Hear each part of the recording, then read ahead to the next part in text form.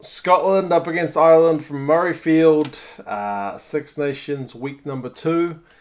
This is a pretty important looking clash.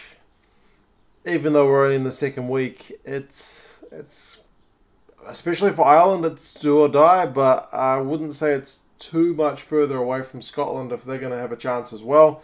I did have a quick look at to see if there was any freak year in the Six Nations where a team managed to win the whole thing with 2 losses. Perhaps, if there were a bunch of draws by any chance, or nah. From what I saw, and let's correct me if I'm wrong, but going back to 2000, I couldn't see one Six Nations where a team managed to get 2 losses and win the whole thing. So for Ireland, it's a very, very important one.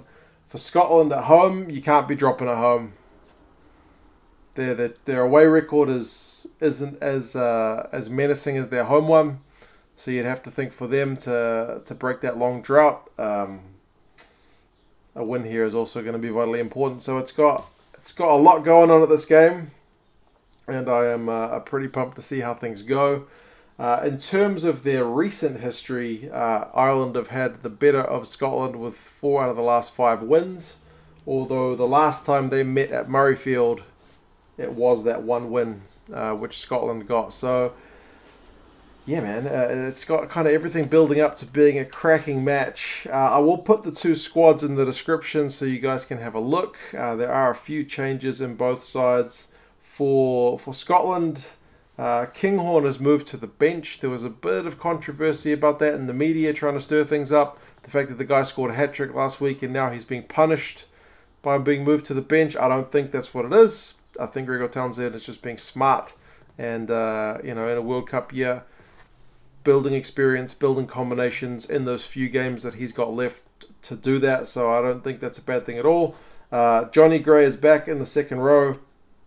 So that's a handy guy to have around. He's going to make a ton of tackles, as he always does. And, Simon Berghan is back as well. So front row this week is Dell, McInally, and Berghan. There's no Nell in the squad this week. For Ireland, there's a few changes. Likewise, some of them injury enforced. You've got Kearney back at 15, which is perhaps a kind of settling thing if you're an Irish fan. Henshaw is out injured. Likewise, Ringrose. So they've had to kind of shuffle things there. The midfield is going to be Aki at 12 and Chris Farrell at 13. So I believe from what I read, Henshaw was going to move back into the midfield, but when he got his injury, they couldn't do that. So yeah, it's a bit of a change. But again, in a World Cup year, building experience is definitely not a bad thing. Devon Toner is out.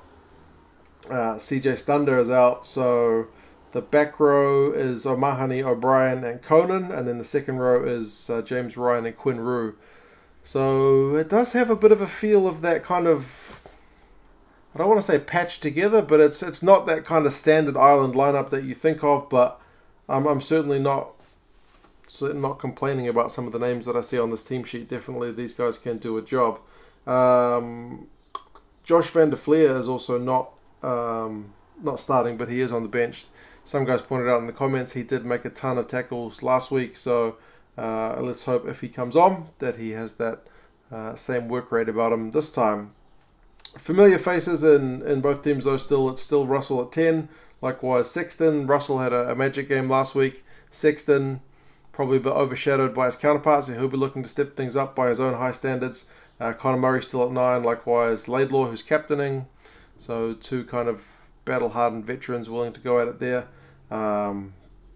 But yeah, I'm glad Earls is fit back on the wing because he got a bit of treatment in that game last week. So that's one guy who went off but has managed to make a recovery within the same week. So yeah, it looks to be really good when you look at this on paper. The average score between these 2 teams over their last 5 games has been Ireland 31, Scotland 20. So Ireland with a kind of a 10-11 point lead, but the bookies are only saying Ireland by 5. Even though they're travelling, they are still favourites. At least the bookies down here in New Zealand may vary from bookie to bookie.